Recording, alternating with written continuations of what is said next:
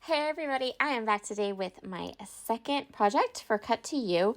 I'm showing you the cut files I'm going to be using today. We're going to play with these a little bit. So this cut file is called the Pinecone branch cut file. It is new for December and I have actually gone ahead and cut it 4 times. Once in dark brown, once in green, and twice in white. And you're going to see how we're going to play with this. So I started out with the dark brown cardstock. I cut off just the little pine cone from the dark brown cardstock.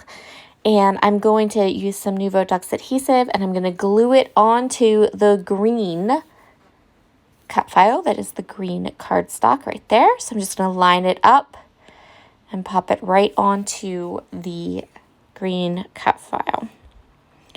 Ta-da! So now we are making a multicolored pine cone that does not require any, what's it called? Backing. It doesn't require any backing. You don't need backing for a cut file for this part. Next up, I am snipping away all of the leaves, all the greenery from my brown cardstock. So I just have like the little branches.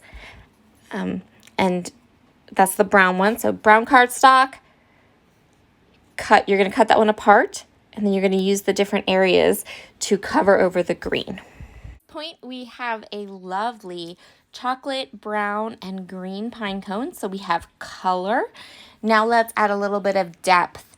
Once I have the green and the brown kind of paper piece together there, I'm going to go ahead and add some more Nuvo Deluxe adhesive, as you can see here. And then I'm going to go ahead and I'm going to line this cut file up on 2 more pieces of white cardstock to give it a little bit of bulk, a little bit of dimension. And there you have it, a really nice dimensional cut file that is 2 different colors, easy to do, no special tools required, and a little bit quicker than backing a cut file.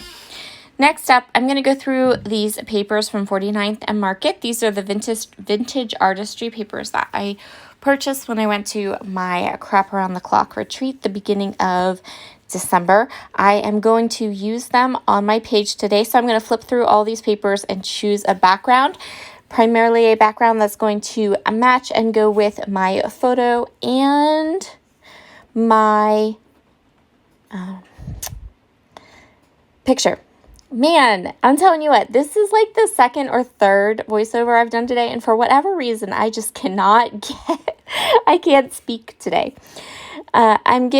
Just taking a look, I really thought about using that one, but then I saw this diagonal stripe one, and I really liked that one too. This was a little bit of a kind of hard decision to make, but I'm going to go with these 2. I'm going to use some of this really dark green paper as a mat for my photo, so my photo will pop off of my page. And I knew that this really dark color, I would never really use it for a scrapbook background, but I know I can use that little bit there, the little scrap that I kind of like measured off. And what that will do, it will allow me to create a border on another page for another day. So there's my photo. That allows that photo to contrast a little bit off of the background. Now I'm going to go through all of these beautiful larger die cuts and I'm going to choose some pieces for layering pieces and embellishments. I know that I want to have my photo right there and then that beautiful pine cone. And now I can just kind of go through this ephemera pack and choose some layering pieces for behind my photo. This is a throwback photo. As I think I told you in a previous video, I was kind of going through my photos and I found some old baby pictures of Logan and Morgan that, I know I've already scrapbooked them, right? But they're so cute and I've already got them printed. They're sitting here in my photo box.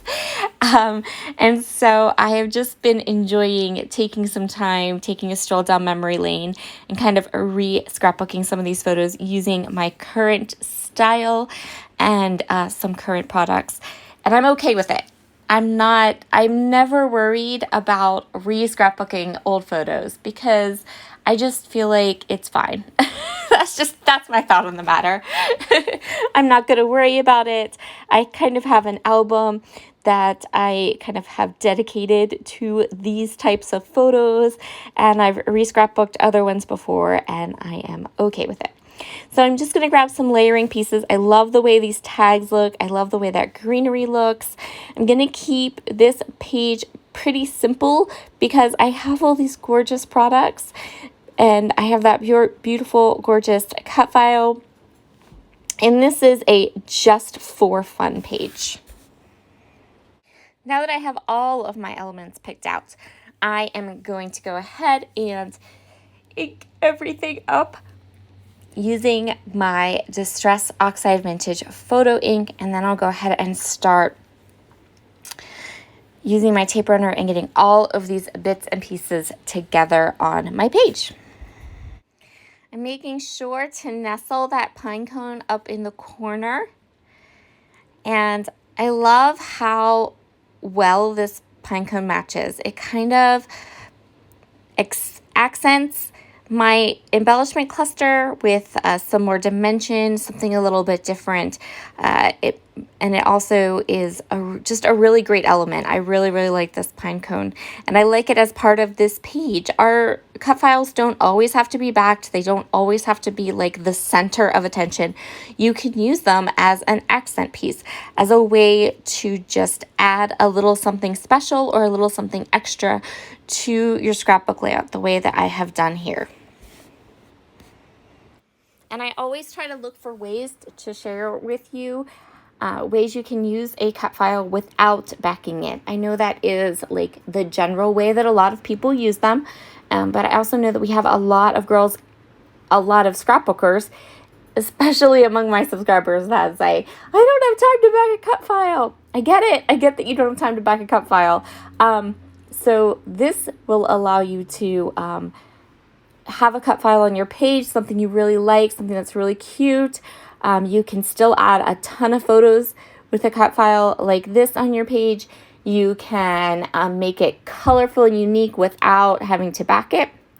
So I hope this gives you an idea or a technique that you can use for future cut file pages.